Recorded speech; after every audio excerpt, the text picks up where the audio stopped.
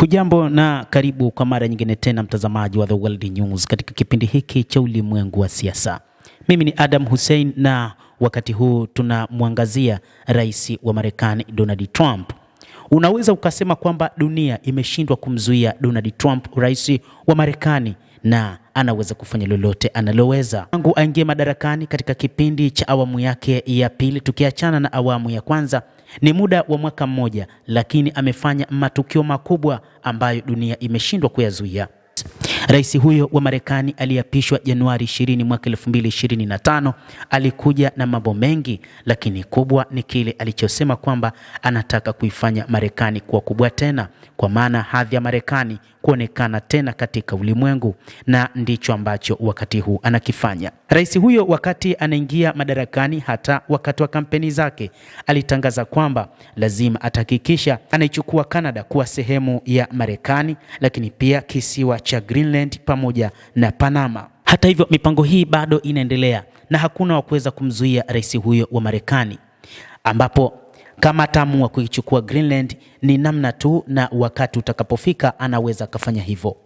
Hakuna mataifa ambayo yanaweza kuzuia hilo, hata wakati ambapo baadhi ya mataifa ya Umoja wa Ulaya ambayo ni mataifa rafiki na Marekani yalipokuwa yakipinga, ni rais wa Marekani aliyetangazia ushuru mkubwa pamoja na vikwazo, jambo ambalo mataifa hayo yalirudi nyuma na hatimaye kuingia katika makubaliano, ambapo mkuu wa NATO Mark Rutte aliingia katika mazungumzo ya namna ya kuhakikisha mambo yanaenda sawa.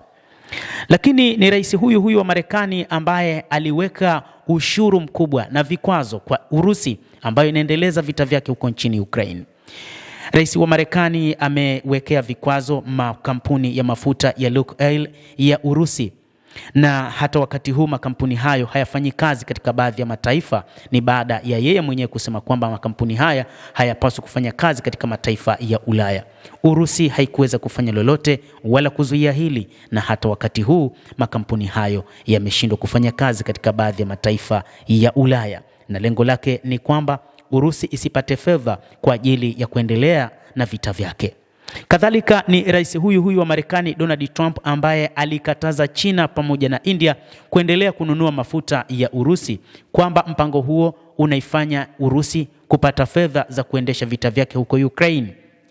Ni China ambayo baadaye iliamua kupambana katika mambo ya diplomasia, lakini baadaye kuna makubaliano fulani kwamba isiwe inanunua kwa kiasi kikubwa ama kwa kiwango kikubwa. Kadhalika kwa upande wa India ambayo iliwekewa ushuru mkubwa, hatimaye ilikubaliana na mpango huo, na sasa ushuru umepunguzwa hadi 10%. Hata hivyo, rais huyo wa Marekani, kubwa zaidi ambalo wengi wanaliona sasa kwamba ni kiongozi ambaye dunia imeshindwa kumdhibiti, ni baada ya kumteka rais aliyekuwa madarakani bwana Nicolas Maduro. Rais huyo wa Marekani alitangazia dunia kwamba rais Nicolas Maduro ni mshirika wa madawa ya kulevya, lakini baada ya kumteka rais wa Marekani akatangaza mpango mwingine wa Marekani kwamba inahitaji mafuta nchini Venezuela. Rais huyo ametangaza kwamba makampuni ya Marekani yatawekeza katika mafuta ya Venezuela, huku akisema kwamba Venezuela imewadhulumu wa Marekani mabilioni ya mapipa ya mafuta, na wakati huu Marekani itadhibiti Venezuela. Lakini ni rais huyu ambaye alitangaza kwamba mpango wake ni kuhakikisha wanaifanya Iran isiwe na silaha za nyuklia. Lakini licha ya kusema kwamba huo ndio mpango kamili, kwamba Iran isiwe na silaha za nyuklia, baadaye akaja na mpango mwingine kwamba lazima wauondoe madarakani utawala wa Ayatollah Al-Khamenei, na hatimaye alifanikiwa kumuua Al-Khamenei mnamo siku ya Februari 28, siku ya Jumamosi. Lakini pia hata wakati huu ulimwengu upo kimya, wanashindwa kumzuia Donald Trump ambaye bado anaendeleza vita vyake huko katika taifa la Kiajemi la Iran. Mtazamaji wa The World News, hayo ndio ambayo tunayo, ni kile ambacho tunakitazama wakati huu, kwamba kiongozi wa Marekani Donald Trump, lakini pia na hata sera za Marekani zinaifanya dunia kushindwa kuzuia chochote ambacho wanaweza kufanya wa Marekani. Endelea kutufuatilia, nawe pia una nafasi ya kulike, una nafasi ya kucomment, kadhalika kusubscribe channel yetu hii ili upate habari hizi kwa mapana kupitia The World News. Naitwa Adam Hussein, endelea kuwa nasi wakati wote, endelea kutufuatilia.